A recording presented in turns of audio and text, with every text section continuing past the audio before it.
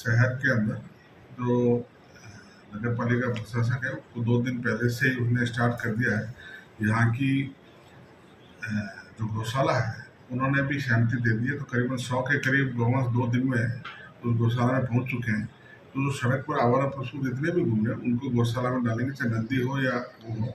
और सारे एसडीएम को भी कहा गया है कि इसी तरह का सहमति या वहाँ की गौशाला में करें, ताकि जो सड़क पर घूम रहे हैं या आवारा घूम रहे हैं, क्योंकि अगर ये गौशाला में चले जाएंगे या जहाँ नंदी की ज़रूरत होगी तो हम जगह भी उपलब्ध करवाएंगे, तो उससे यातायात सुगम होगा, एक्सीडेंट जो हो रहे हैं उसमें भी कमी आएगी और इनको भी टाइम से टाइम खाना वगैरह मिलेगा, इनके उपचार की भी व्यवस्था नहीं है। इसका पुख्ता प्रबंध करेंगे कि गौशालाओं में जो पैसा जा रहा है सरकार का, उसका उपयोग हो रहा है कि नहीं हो रहा है। अगर नहीं हो रहा होगा तो हम उसका दूसरा रास्ता देखें। और पशुओं का तक फैलता जा रहा है, जिसके चलते राहगीरों को और व्यापारियों को और स्कूली बच्चों को भारी समस्या का सामना करना पड़ रहा है।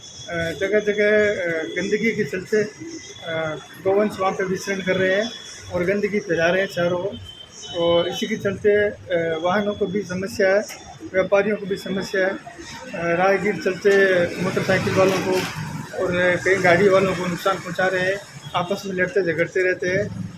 प्रशासन से उम्मीद है कि जल्द से जल्द इस पर कोई कार्रवाई करे।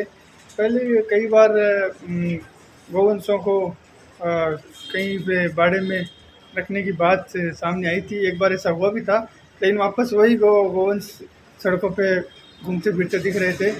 इसके चलते सभी को इसका नुकसान उठाना पड़ रहा है। और हॉस्पिटल में भी, हमारे जो बांगड़ हॉस्पिटल है वहाँ पर भी कई बार गाय सांड वगैरह तो बैठे रहते हैं और आए गए मरीजों को मतलब आने जाने में तकलीफ़ होती है।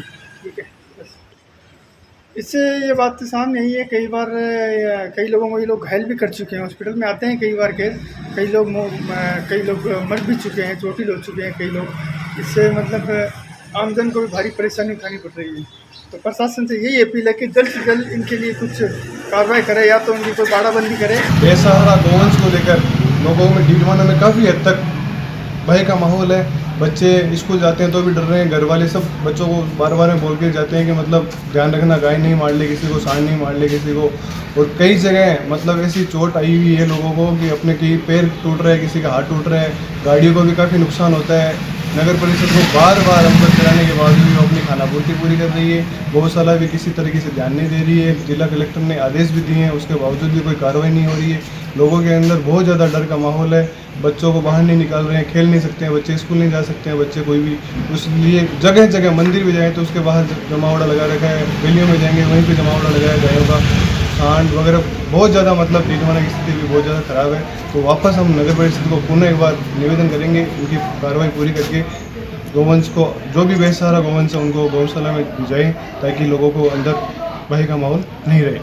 बेसहारा गौवंश जो रोड पर घूमते रहते हैं, गुगड़ई मोहल्लों में घूमते रहते हैं, वो बार बार में नुकसान पहुंचाते हैं। गाड़ी के सामने आ जाते हैं, एक्सीडेंट हो जाता है, खुद के भी नुकसान हो जाता है और गाड़ी वालों के भी नुकसान हो जाता है।